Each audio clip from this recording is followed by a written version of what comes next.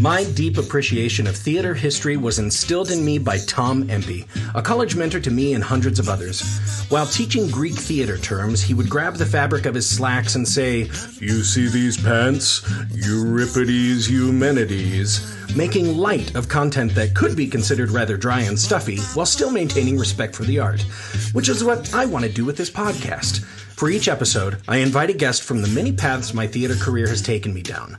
I give my guest no idea what we'll be talking about, but they know we're going to find an outrageous story about theater history and perhaps get a better understanding about why we're still doing it after all these years. So welcome to Euripides Eumenides, and I am your host, Aaron Odom. Apocalypse, apocalypse, I said, why you wanna show up now? Just when the heart of my life was getting good. I'll give you one more chance. Walk on out of the door, yeah. Get your ass to getting where the getting is good.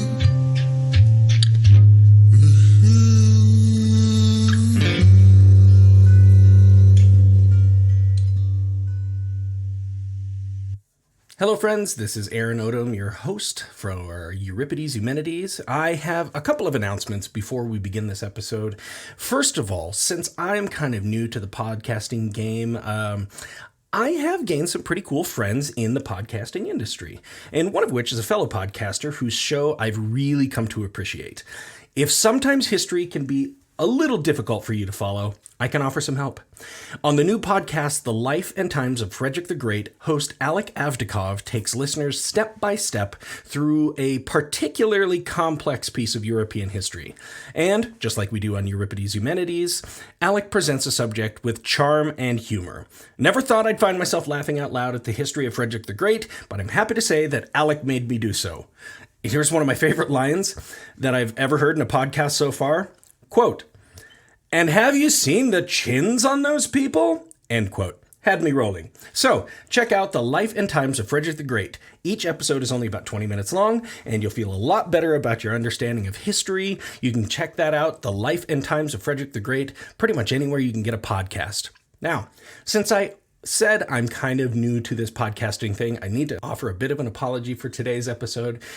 The feed on my guest's microphone was out of whack, and that's my fault. I didn't really pay attention to it, so I'm going to try to get through it as best I can. Hopefully you'll forgive me for that, but I promise you the content of this episode is well worth waiting till the end for. It's also worth mentioning that today's episode features some very sexually explicit material, so if there are those with fairly sensitive ears around you, just be warned. Other than that, if you like today's episode, or if you've liked us in the past, go ahead and follow us, like us on all kinds of social media, mention us to your friends, spread us around, because we're not going to stop this. This is too much fun. And we're going to keep bringing you awesome content every 2 weeks. So hopefully you enjoy this. And now, on with the show. Hello, my friends and listeners. This is Aaron Odom from Trident Theater in Sheridan, Wyoming, coming to you again with another episode of Euripides Eumenides, a theater history podcast. If you've been here before, I'm so glad you're still with us. If this is your first time, you are in for a treat today. We have a really remarkable guest with us today. This is one of my best friends that I've ever made in theater, and we've kept up with each other and everything that we've been doing for the last several years, but that's on a personal level. Let's talk about a professional level. You may know this guest from ABC's The Middle, where she played one of the cheerleaders, or as the voice of Tara Branford in the Final Fantasy video games. If you have a toddler, they might know her as the voice of Goldie on Disney Junior's Goldie and the Bear. Is that right? Goldie and the Bear, or Goldie and Bear? Goldie and Bear. Gosh, I don't watch those shows anymore. My kids. It's like Cher. You know, she doesn't go by the Cher. Just Cher. Okay, so He's Bear. Bear. And if you're a musical theater geek, you might remember her from the MTV Broadway competition show Legally Blonde, The Search for Elle Woods, where she came in 5th place to play Elle Woods on Broadway. And that was such a damn crime, and I'm calling the cops now. But anyway, my friends and listeners, this is my good old friend, Natalie Lander. Hello, Natalie. Thanks for having me. And let me tell you, as your good old friend, who's always also been such a big fan of yours, seeing you do well, I know seeing people are listening. I get to see you because we're on Zoom. Seeing you and hearing you do this podcast really makes me so happy. And you're really in your element. I'm proud of you. I'm a proud friend. It's been such a fun time. It's been such a fun time. It's perfect. So this last year, Natalie, has been fun for everyone. I mean, nonstop enjoyment and action and activity. But I mean, frankly, here I am in Sheridan, Wyoming. You're in LA. Our numbers are going down a little bit. We're able to release some restrictions and everything. But in LA, it's still kind of a little shaky. But what was your pandemic like? What did you do during this whole pandemic situation?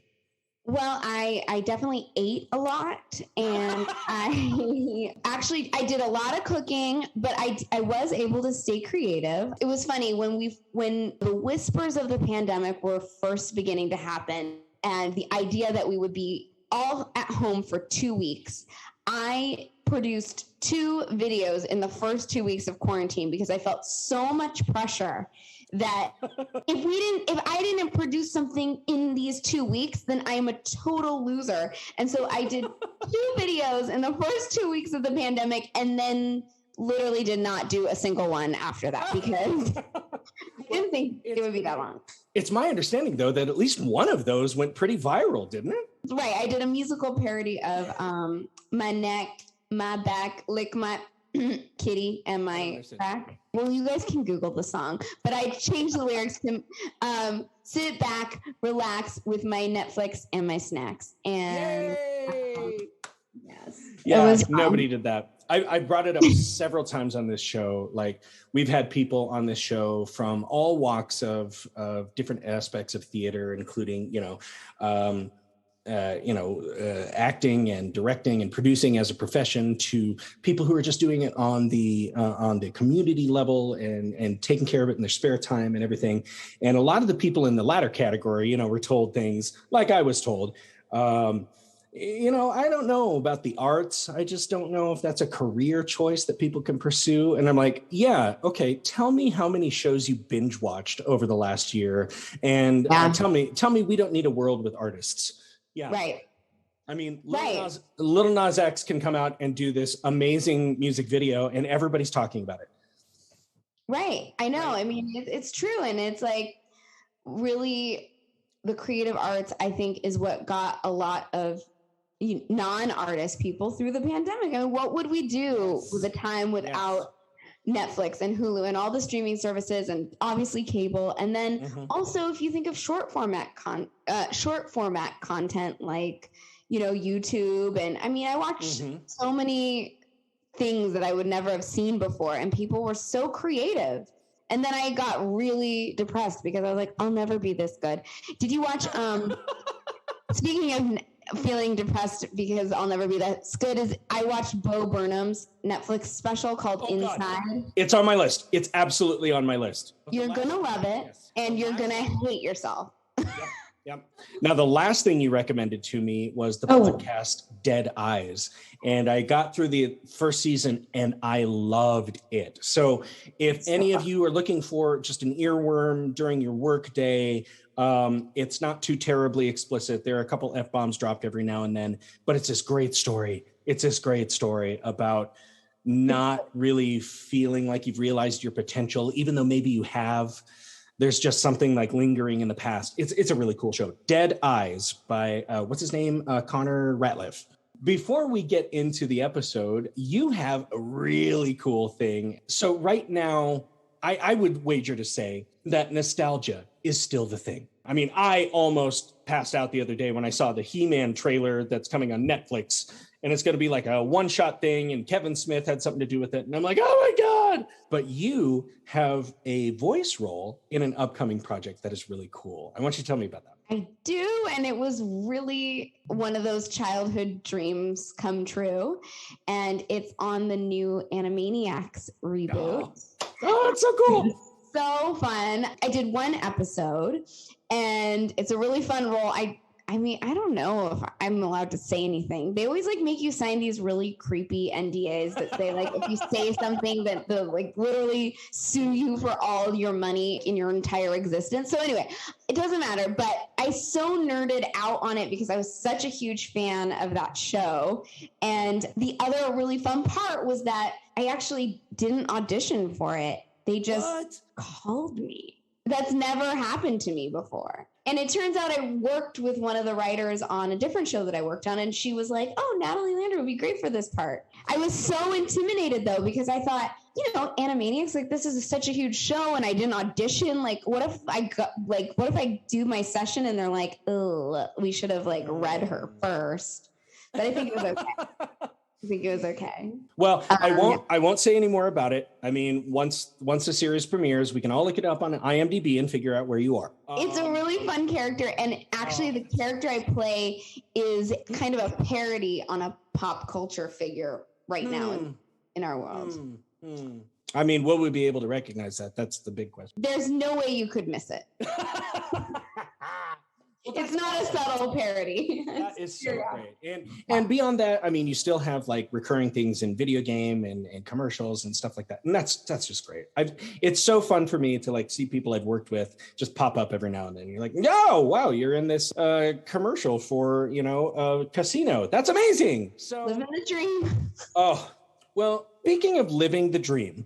Yes. I'm ready to get into this episode right now. I don't know if you are or not, but I'm trying at bits. Totally, I'm ready. So I usually start these out with a question, but I'm not going to get to the question for just a couple moments. Now, I did cheat a little bit here for you. I usually don't tell my guests what we're going to be talking about. Now, I did give you something of a hint, and I don't know if you went and Googled it or anything like that, but I think I told you that this is going to be in relation to the last episode we did, which is about the city Dionysia, the festival to the god Dionysus in ancient Greece every year.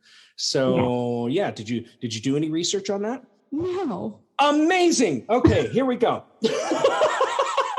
In the last episode, we talked quite a bit about the great Greek god Dionysus and the annual festival in the spring to his honor, the city Dionysia. This is arguably where theater as we know it first occurred and was performed in competition, all in praise of Dionysus. But the festival started with a procession through the streets of Athens known as the Pompeii. One particular feature was almost like a modern day parade float, and it carried something quite extraordinary on it. Amidst the men with barrels or bladders of wine that were intended for processional attendance, it was kind of like when candy is thrown at a parade. If you just wanted some wine, you could go get it.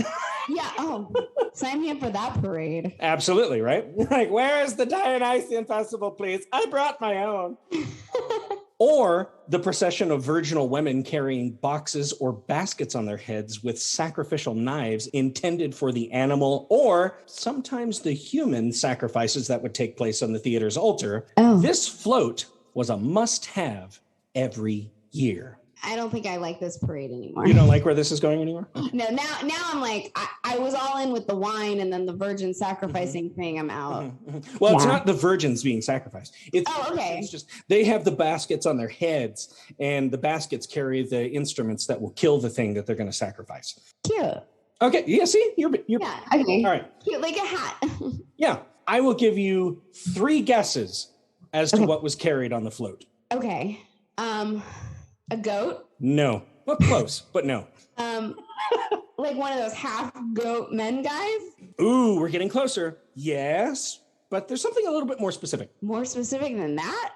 That's pretty specific. A goat belly? Oh. A goat? No, goat scrotum. A goat scrotum. Oh my God! It's so close. Okay, here we go. I've never yelled a goat scrotum so like desperately in my life. Since much of the visual history of ancient Greece is committed to pottery, most of what we can gather comes from the analysis of the images there. What can be seen is a structure being carried through the streets on the backs of several men. Atop the structure is a man riding a large effigy of a satyr. Now, that's the satyr. That's the half human, half goat person you were talking about. Oh my God. So yeah, he's riding on top of a satyr who's like all fours holding on to something else. So the satyrs also, let me see, they had horns and tails. The bottom half of them was goat-like with the backward knees and all that. But there was another feature on the satyr that was quite prominent, and I'll get to that later. Now, as I've said, the man is riding the satyr, but the satyr is riding something altogether different.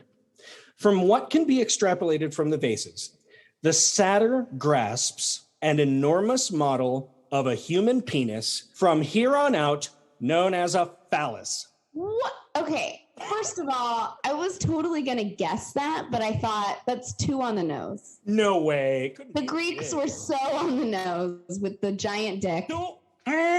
On the nose. Yep. Okay, so here we go. Yeah, we're talking about the phallus today. So it's a guy riding a half human, half goat who's riding a penis. Yeah, and it's like it's a monkey grabbing onto a branch, just kind of holding on to it. Sounds like my bachelorette party. Boo. The phallus is elaborately decorated, and as I mentioned before, is a key component of the Pompeii. It had to happen every year. But that's not the only phallus in the procession. Sometimes dozens of men in the procession will be carrying, quote, phallus poles, which are described as, quote, a long piece of timber with leather or perhaps figwood genitalia at the top, end quote. This really is a bachelorette party. This is amazing. I feel like you picked this for me. Now, sometimes, rather than a man riding the phallus, it might be the statue of Dionysus riding the phallus. All in all, whatever was going on, the phallus was part of the procession. And then once the phallus reached the Theater Dionysia, the Pompeii can continue. Of course. Once it reached its peak, it continues. God, I love this. Oh, God. I was going to say it later, like puns are all yours for the rest of the Okay, let's go for them. Oh, my God. Now, as heard in the last episode, the city Dionysia was the annual festival that honored the god Dionysus with several days of theater, something of a metaphysical ritual to prepare Greek citizens for a bountiful springtime. So the festival was all about shedding whatever from the winter that could be dragging a person down so they could be renewed for cultivating their crops for the forthcoming year. So, I mean, it really did have like a spiritual significance. And once that thing happened, you could move on to the next stage of the year. But I'm sure you're still wondering, what's with the big penis, though? That's always what I'm wondering. Now, in order to understand that, we have to put on our academic caps and talk a little bit about the sexual culture of ancient Greece without giggling every time we talk about genitals. Oh, no. Yeah, I mean... I'm very immature. Well, and like I said, I mean, there still will be opportunity for puns. It's all part of the package. Oh. God. Oh, man. I mean, that's just low-hanging fruit. Oh, God. Okay. Simply put, the sexuality that has been somewhat customary in the West for the past several centuries is not really too close to what was experienced in ancient Greece. Here's a quote about the difference between modern and ancient Greek sexual culture from the blog of historian David Krebs. Quote, for the last 2,000 years, we have, as a species, been subject to, at first the Christian and then the Islamic suppression of non-procreative sex. Since the early 4th century CE, edicts at the Byzantine Council of Nicaea against male same-sex activity, perhaps simply aimed at arresting some Greek philosophers who dissented from the new church doctrine, Christianity has sought to repress our sexual natures and confine our activities to strictly procreative acts. So the Greeks were like kinky and into like things. Oh my God. Yeah. Here. As I said, like in ancient Greece, this is definitely not the case. Krebs continues. In ancient times, then, the notion of sexuality as we understand it today simply did not pertain. People had sexual relations with each other, plain and simple, and such relations did not define who one was in any sense. It is therefore likely that many, if not most, were what we might consider today bisexual. Whoa. So like the Greeks were totally woke. They absolutely. Pride month, hell, Pride year. Pride life. That's amazing. Pride all the time. Doesn't matter. Wow. In fact, check this out. The first time the terms heterosexual and homosexual actually occurred were in print by a Hungarian sexologist, Karl Maria Kertbeny, in 1869. Whoa. 69. What a year. Sex was just sex, and there was not necessarily any idea of sexual identity or specific preference. But there was some basic understanding, despite the fact that medicine then was not as advanced as it is today. Basically, it was understood that procreation, the birth of a new member of the species, was the result of the coupling of a male and female. That much seems obvious. Right. But without having any ideas that human females produced eggs and that human males produced sperm, and the conjunction of sperm and egg created a fetus, the Greeks did understand that ejaculation had something to do with the pregnancy process. Wow. Right? I mean, it's just putting two and two together. Did you do the thing in her? No. Well, then she's not pregnant. It was a little trial and error, I'm sure.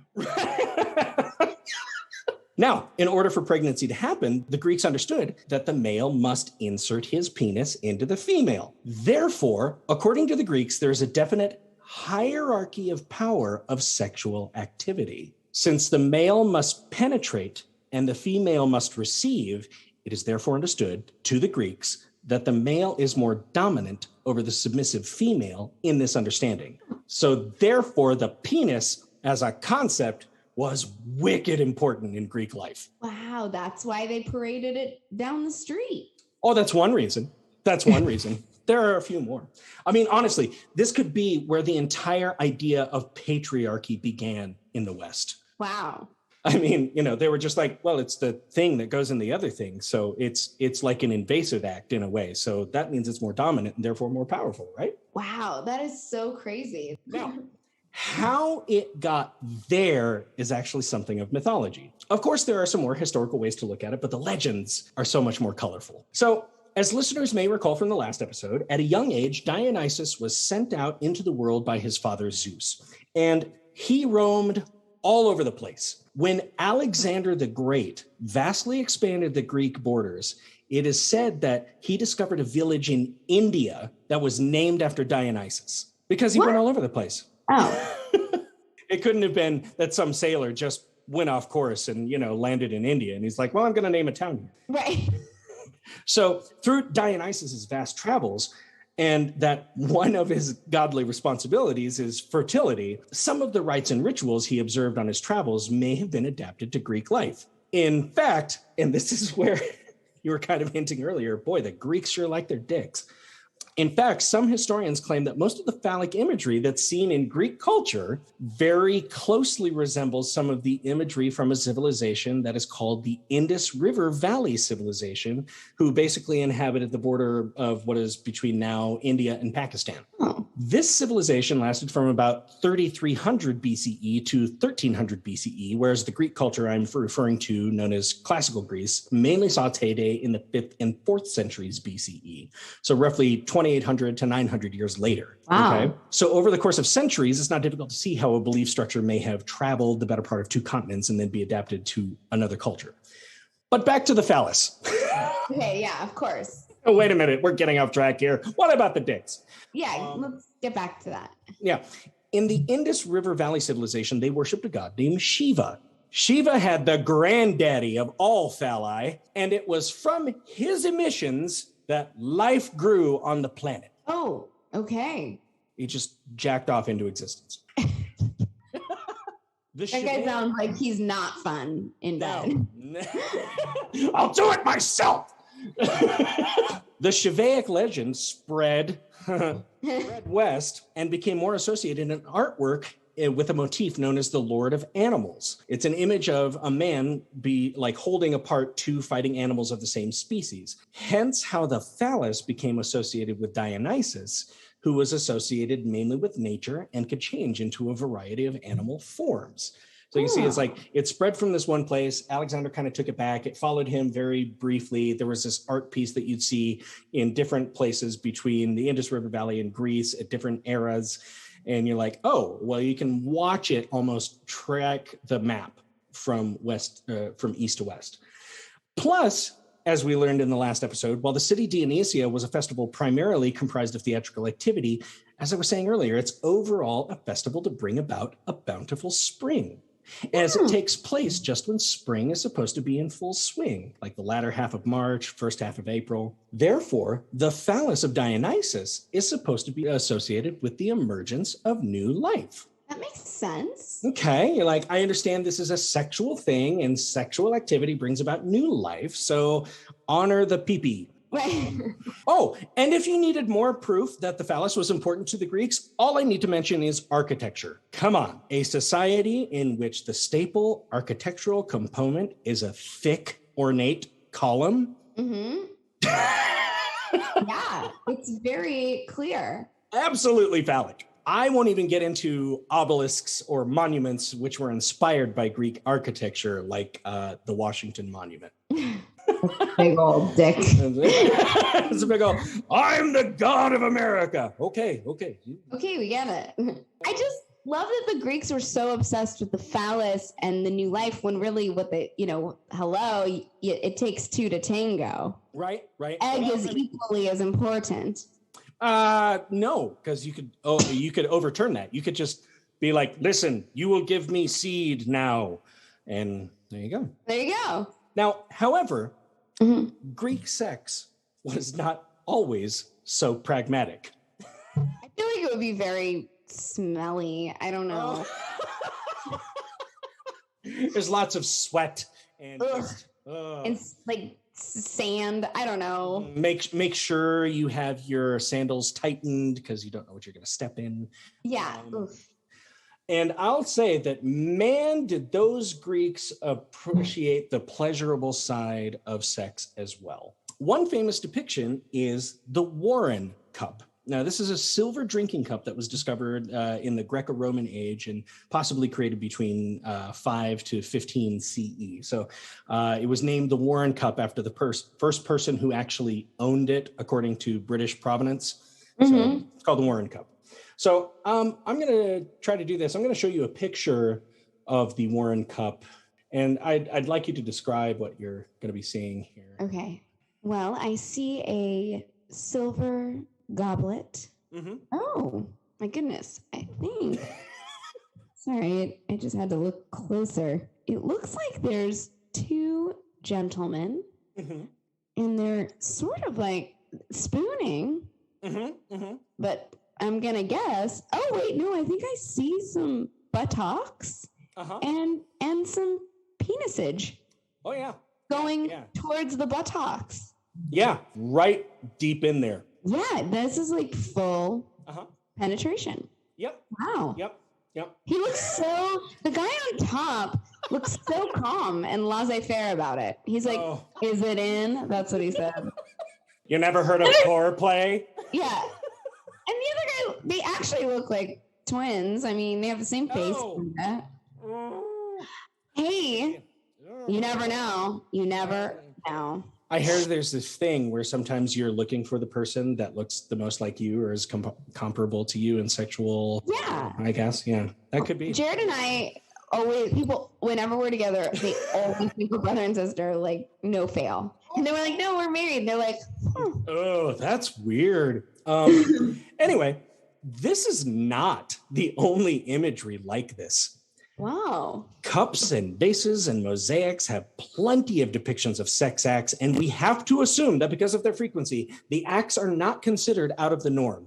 In fact, there are actual laws and practices which are laid out in detail. Well, I would also think someone etched this into silver. Oh, yeah, you had to actually bang all that out with a little hammer and a little chisel. It took time. Yeah. Oh, I didn't get my penis right. Damn it. Yeah.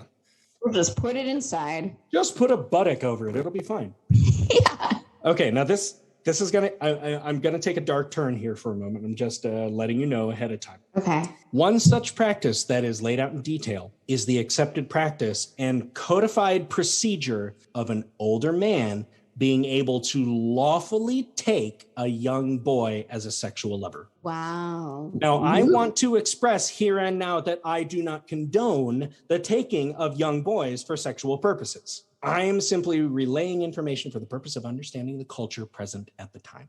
Wow. Yeah. Right. Like this was suggested to me a long time ago when I was first studying this. It's like, yeah, often men would take young boys as lovers. Anyway, back to Euripides. You're like, well, hold on, what? So yeah, Right. took me down some dark rabbit holes here. So here's how it went. An older aristocratic male would kidnap a young boy from a family of higher social standing. Kidnap. What? Yep. Oh but my the gosh. The older man who does the kidnapping would get consent from the boy's father first. Oh my God. Could you imagine? No, I mean, don't even try to imagine that. That's. Nope. I could play that out right now. I don't want to. I feel like that is a Dateline episode that I saw recently. Or maybe like a new Netflix, like a really edgy Netflix series, and then like the boy fights back, and just a guy in a toga shows up in a family room somewhere, and there's the guy who's like, "Hey, what are you doing here?" Yeah. Sit down, let's have a talk. What's that guy's name? Chris something. Oh, not Chris Harrison. That's the Bachelor host, but he's canceled. But no. What's his name? I loved To Catch a Predator, but not because, Yeah. So anyway, he would have to get the father's consent. And obviously the father would be like, oh, yeah, because check out what happens here outside of just the sex. In this relationship, the older man was known as the philator, meaning befriender. And this is Phil. So it's like pedophile. Yeah. Actually, I was going to say it's more like Philadelphia, the city of brotherly love. That's true too. That's hilarious. I didn't actually catch those two things together. Love, file, and the boy. Oh, God. The boy was known as the Kleanos, meaning glorious. Oh, well, that's nice, at least. Young boy, flesh is glorious. Oh, okay. Anyway. Wow, that is so creepy that we've been so gross for so long. Now, once the philator acquired his Kleanos, here's a description of what would occur. Some of this actually sounds like it's a cool mentorship program. That's how it always starts. That's called grooming. So, quote, the man took the boy out into the wilderness where they spent 2 months hunting and feasting with friends, learning life skills, respect, and responsibility. It is generally assumed that the philator would begin having sex with the boy soon after taking him into the wilds. Wow. Oh, but we're doing all these things like feasting. Yeah, and you're stalking prey. You're learning how to provide for your family, all that stuff. Yeah. By the way, I'm going to have sex with you relentlessly. Oh my gosh, that's horrifying. Right? Continue. If the boy was pleased how this went, he changed his status from Kleanos to peristates, or comrade, signifying that he had metaphorically fought in battle alongside his philator. He then went back to society and lived with him. Whoa. Mm-hmm. Okay, fringe benefits here. The philator would shower the boy with expensive gifts, including an army uniform. Ooh. Right? An ox to be sacrificed to Zeus, and a drinking goblet, which was a symbol of spiritual accomplishment. End quote. I mean, I enjoy gifts.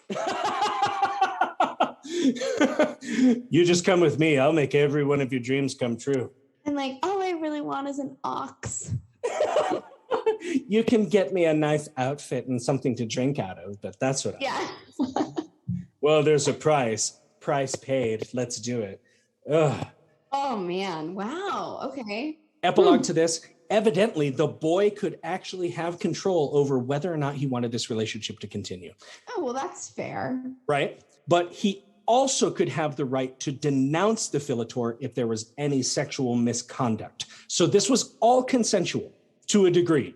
So the sex in the wilderness was not considered sexual misconduct. Right, because the dad gave the permission. Right. But Right? let's say they were out Wow. hunting and, I don't know, skinning a deer or something. And the old man went, well, I'm really horny right now. Let's go. And the boy says no. And then he forced himself on him. That's Not okay. not okay. Oh, interesting.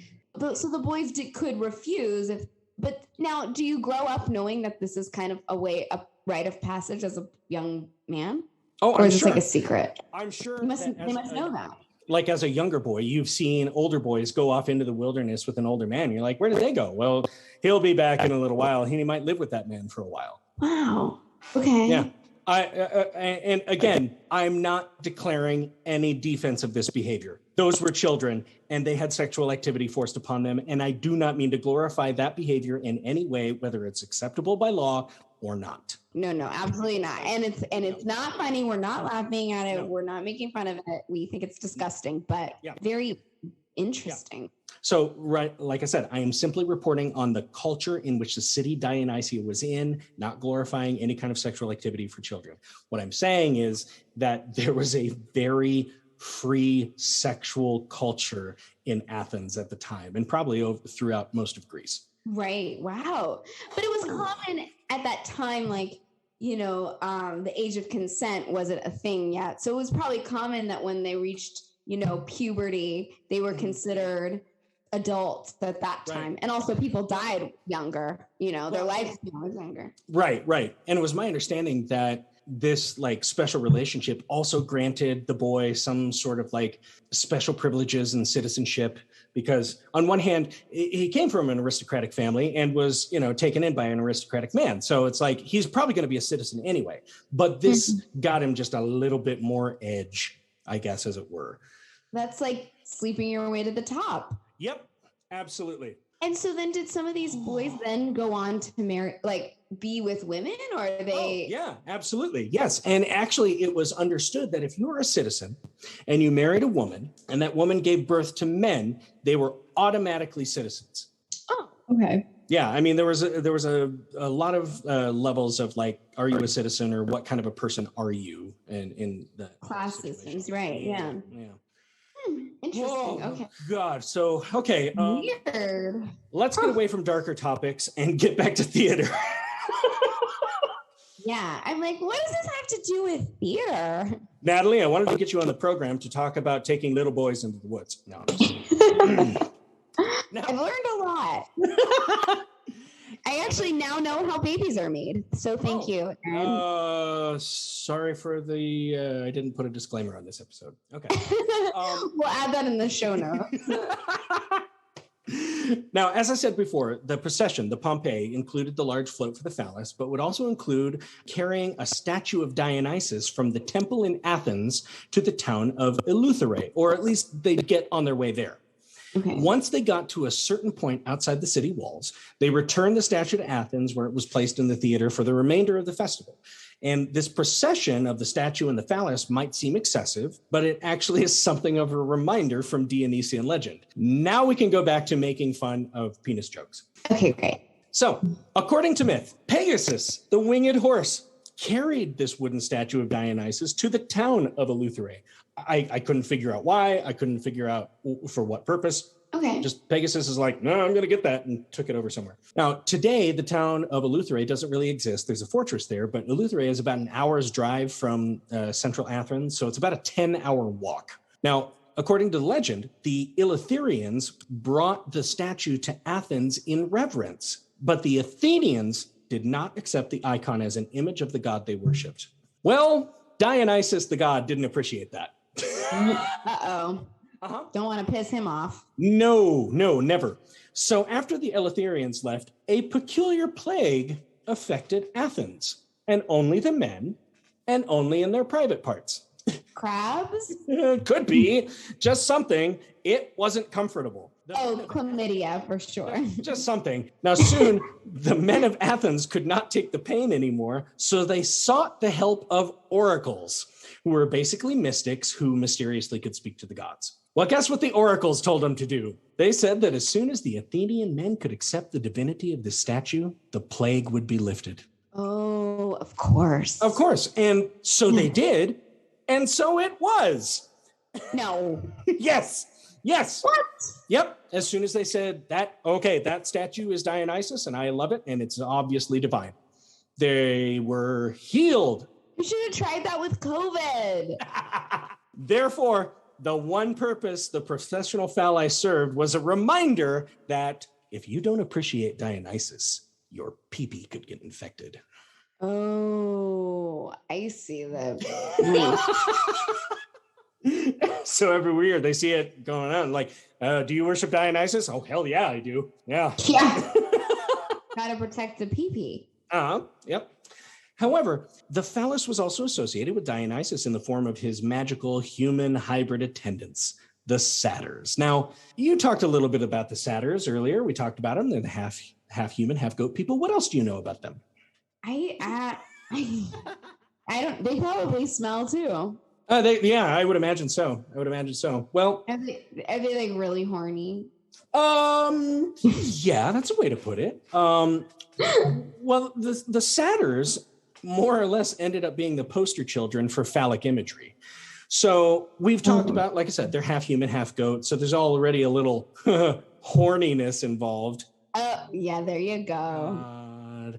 Oh, wait, did I say a little horniness? I mean a lot. Basically, the satyrs were always looking for a good time. And if they couldn't find it with anyone they would come across, and oftentimes they would, but if they couldn't, they often would be depicted in art practicing fellatio on each other. Fun. Oh my gosh, that's so funny. They were very close friends, I guess. There was this one image that I saw, and I can't remember. I think it was a mosaic, or it was maybe even a plate, but it was just one satyr standing up full on, and he was raging hard, and his buddy was already halfway down the throat with it. And, wow. And you're like, ooh, let's commit that to a plate. You know what? Why don't you come over for dinner tonight? I'm going to bring out the good china. Oh, it's from Greece. Mm-hmm. That's it. It's a family relic. Yes. It's actually from the satyrs that we get a new term, satyriasis, which is male sexual addiction, while the same condition in women is first known as nymphomania. Interesting. Right? And then the latter term became associated with both genders as time went on. Mm-hmm. And while researching for this episode... Does satire have anything to do with it? Oh, yeah. I mean, satire, we're going to talk about that a little bit later, but satire developed from the word satyr because of the plays that the satyrs were associated with. But like I said, we'll talk about that here in a little bit. There. Sorry, got ahead of myself. But the term that, oh, no, you're fine. The term that I found in researching this episode that I'm so pleased was so prevalent that it required somebody to put a term to it. Uh-oh. Ithyphallic. Ithyphallic. Okay. This means any image or representation of an erect penis. Oh. And boy, were those satyrs ever ithyphallic. Wow, very specific. Yeah. They're like, ithyphallic. Is it just phallic or is it ithyphallic? Oh, it's ithyphallic as hell. Wow. It's funny because whenever I think of the word phallic, I always assume it's hard, but you never can assume. Right. Well, from the art at the time, satyrs always had erect phalli, but more so than that, many other body parts and accessories also appeared ithyphallic. They're often depicted with long and incredibly curved noses, much as the phalli below the waist are depicted. Oh. That doesn't sound attractive. No. The satyrs are also often depicted playing flutes or pipes. Wow. Guess that's what a little shaped like. That's a little on the nose. Or just under it anyway. Oh, yeah. And this is a perfect segue back to theater. So, as I've said before, the city Dionysia was mainly comprised of theatrical competition. So in order to be considered, a playwright had to write 3 tragedies and one other type of play I'll discuss in a moment. Generally, these tragedies were meant to cathartically purge all ill intent from those in attendance. And when I say ill intent, I basically mean anything that is against the gods. Okay. So you could have free will, but if it was against something that the gods had already proclaimed, it's bad. You're bad. Okay. That's just kind of the understanding. So because obviously the gods had divine wisdom and because ultimately people are fallible, right? Mm-hmm.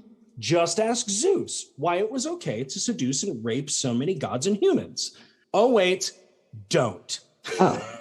Right? Yeah. He's a god. He's Zeus. Yeah, don't question that. Yeah. Yeah, I mean, duh. Ugh.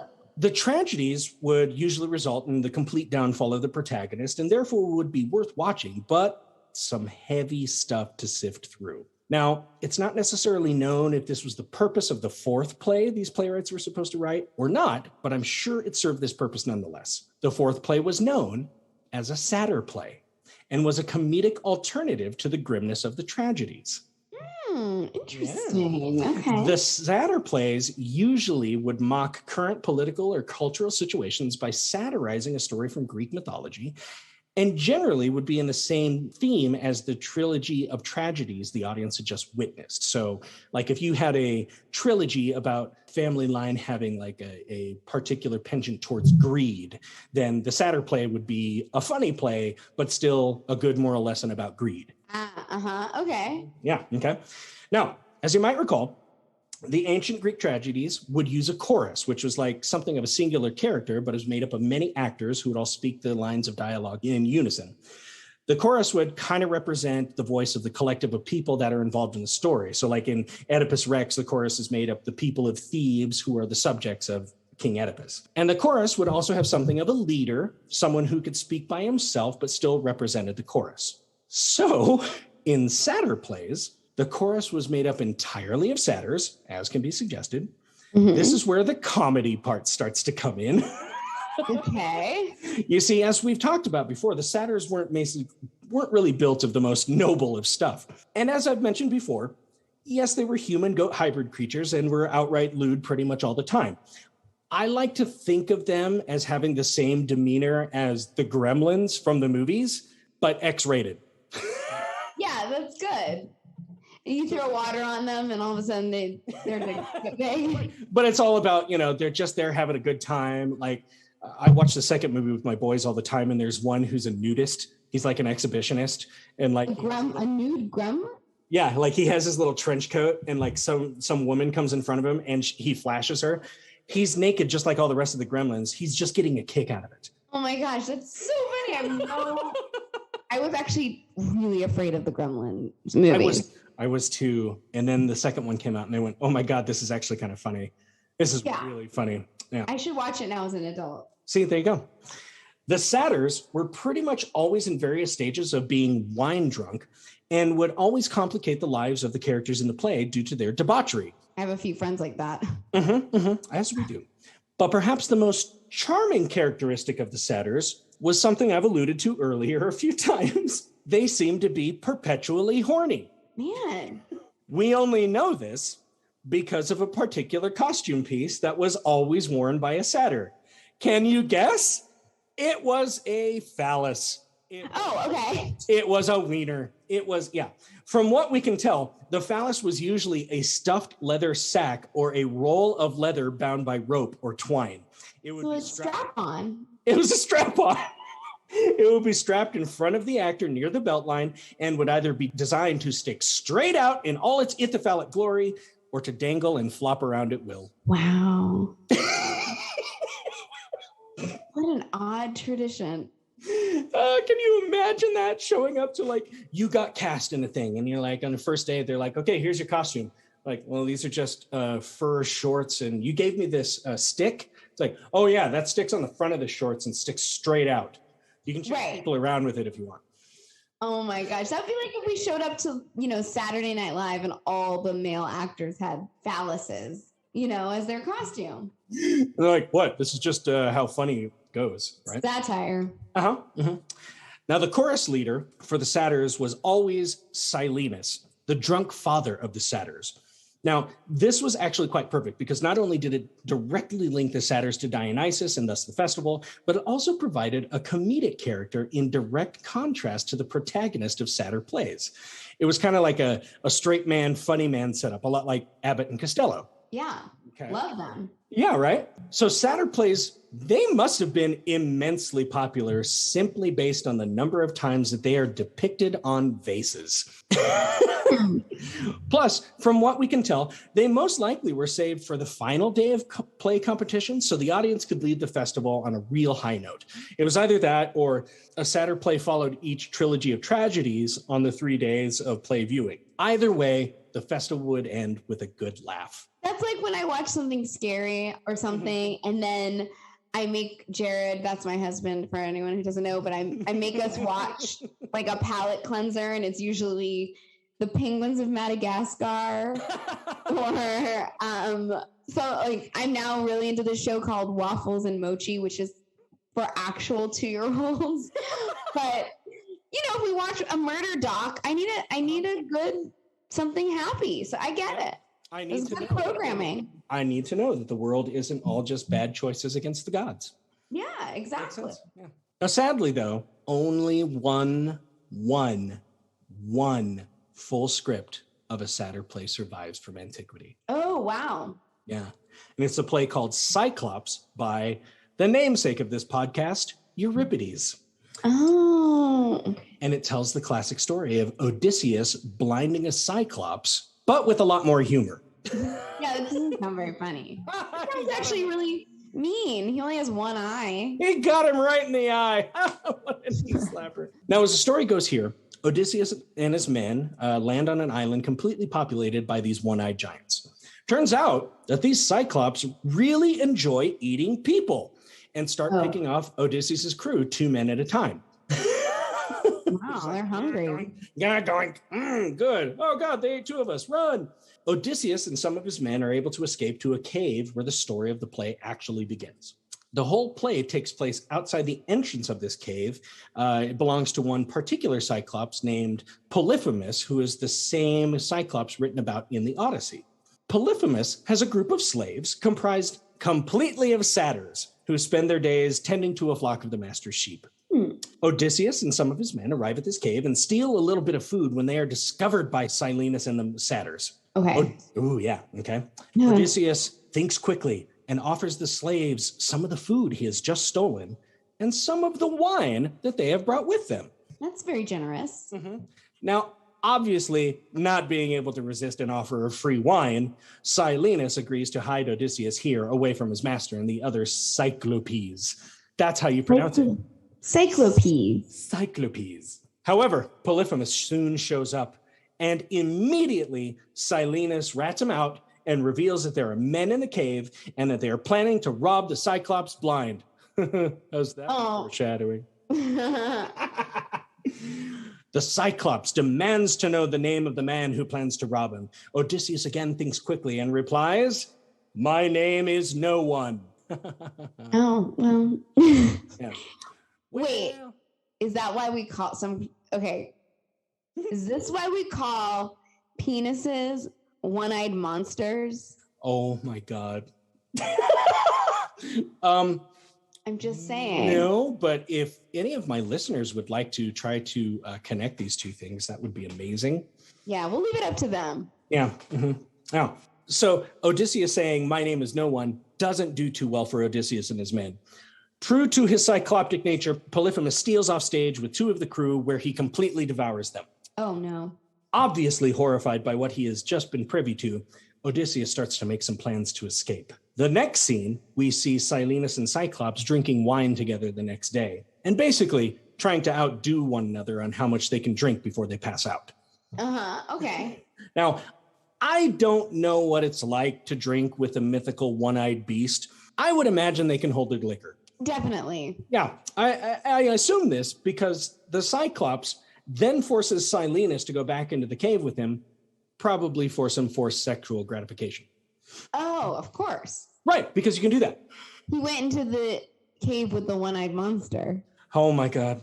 The one-eyed monster forced me to go into the cave. I had quite a bit to drink. Yeah. But, I think it's okay. Oh my God. Wow. I consented. While they are gone, Odysseus enlists several of the satyrs to help him with his plan. They all agree, and when the Cyclops returns from his one-sided tryst, Still fairly drunk, most of the satyrs wimp out and leave Odysseus to fend for himself, which he does. He takes the Cyclops by surprise, no difficult trick because the monster is stone drunk, and burns out the creature's eye. Oh. Wait, are you being sad for the person that just forced some sex on? Yeah, no, I know. I think it's because I'm imagining the Cyclops looks like one of the minions from the cartoons. So it actually looks adorable to me, and I now feel sad for it, but I'm sure it's ugly as fuck. Oh no! Banana! That's what I'm seeing in my head, but that's because I have the brain of a 4-year-old. That's okay. I'd be very interested to find out what you watch after we get done with this episode. Yeah. So he's burned out the creature's eye. Okay. The newly blinded Cyclops cries out to the other monsters on the island to come to his aid. They shout back to ask what happened, and the drunk Cyclops howls, "No one blinded me! No one blinded me!" That's pretty funny. Obviously, none of the others come to his aid. This is where the pompous Odysseus arrogantly reveals his identity out of foolish pride. But while he does manage to escape, Odysseus must not realize that Polyphemus, the Cyclops, is actually the son of Poseidon, god of the seas. And because he blinded Poseidon's son, he has a really rough time on the seas on the way home. Oh, wow. The end. Oh, that's the end of the story? That's the end of the play. So see, don't mess with the gods. Okay. Just pluck a story from mythology, tell it with satyrs, everybody gets drunk, something kind of funny happens, and then we're like, oh shit, we got to put the divinity and how we can't defy the gods somehow. Wait, remember he's his son. Oh yeah, great. Okay, Odysseus's trip home sucks. Wah, wah. Yeah. Yeah. Wow, okay. Now, in present day, there is a small Greek town named Tyrnavos, which consists of about 15,000 people. And I didn't really know how to end this episode, but then I found this. And this is bloody perfect. Oh, okay. On the first Monday in Lent of the calendar of the Greek Orthodox Church, a festival has come to be celebrated in Tyrnavos, which is known as Clean Monday. I don't know. This sounds not clean. No? Okay. While there isn't really much formalized theatrical activity, this is a festival which honors the now pagan god Dionysus. And here's a short description of what one can expect when attending this festival, which has now gained international tourist buzz. Quote, people eat phallus-shaped bread, drink through phallus-shaped straws from phallus-shaped cups. Oh my God, this is so amazing.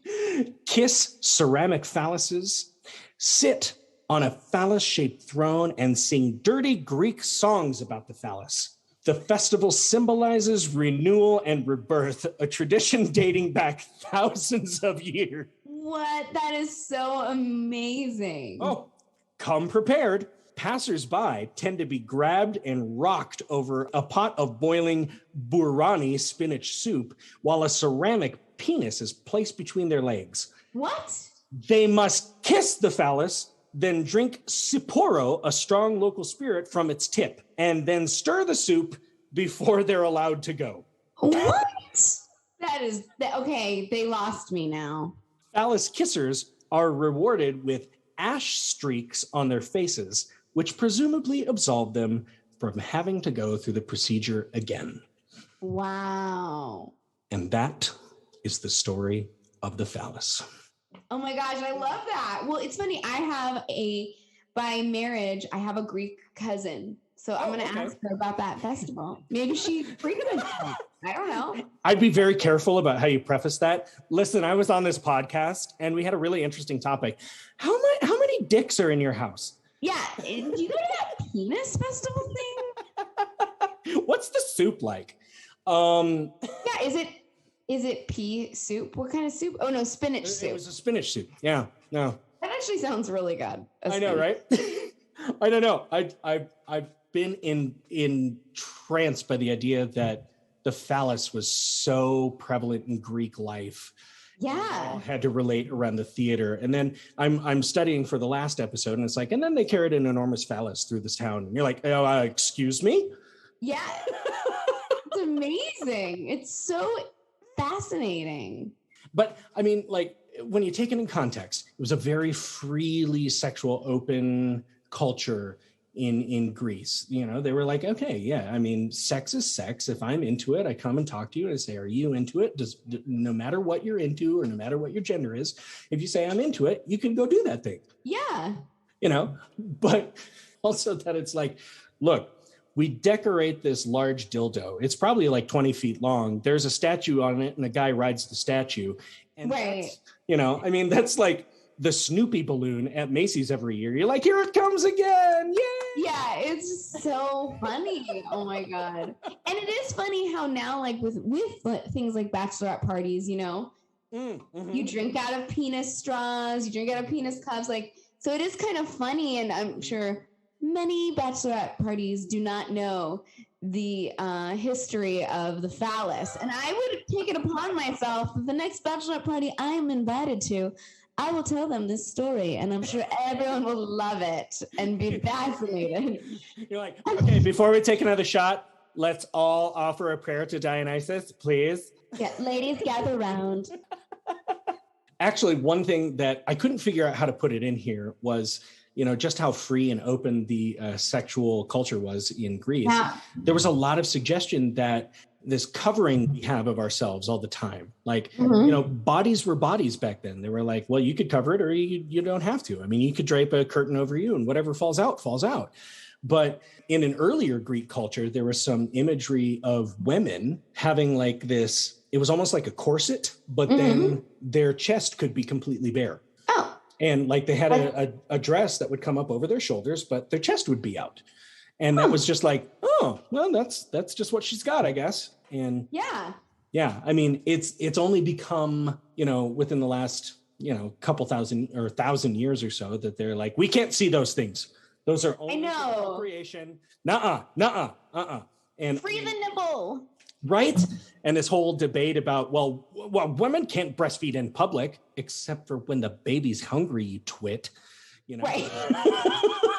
I mean, what do you expect us to hide away for months? You can go to the bathroom. You can go to the bathroom. We don't need to see that. Yeah, but mom's tired. Mom's tired.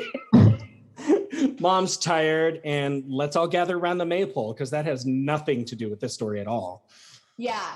Wow, that's so interesting. Well, I really enjoyed the Phallus story, and I also feel honored that you picked this one for me. It was one of the first things. I was like, oh my God, I got to talk about the Phallus. Oh, that's Natalie's. Just definitely. Naturally. I mean, thank you. Well, there we go. We learned a little bit about the phallus and just how babies are made. And how babies are made. Yeah. Obviously, there's some things going on there that we don't need to discuss. But we've already driven away like our four few people who would be driven away by sexual imagery on this show. So yeah, they're out, but you know what? That's okay. We'll get 4 new ones who are seeking this. That's right. This is like Howard Stern. All the people who hate to listen to it are listening intensely. And all the people who love to listen to it turned it off half an hour ago. Exactly. And you know that you've made it when you have someone who hates you. Oh, God. Well, that's so fun. I hope you weren't too offended. I'm like, Natalie, here's some phallus. We're going to talk about this. It takes a lot to offend me, which I think you've known through the years of knowing me. Anyway, well, Natalie, that was a lot of fun. Thank you for having me. Absolutely. Hope we can do it again sometime. I promise I won't pick as disgusting of a topic, but I've got a lot of material coming. I hope that you promise to pick as disgusting.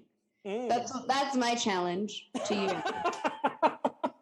Well, anyway, my friends and listeners, this has been my friend Natalie Lander and myself, Aaron Odom from Trident Theater. And I'm going to go ahead and sign off here. Thank you for checking in on us on another episode of Euripides Eumenides, and I will see you at intermission.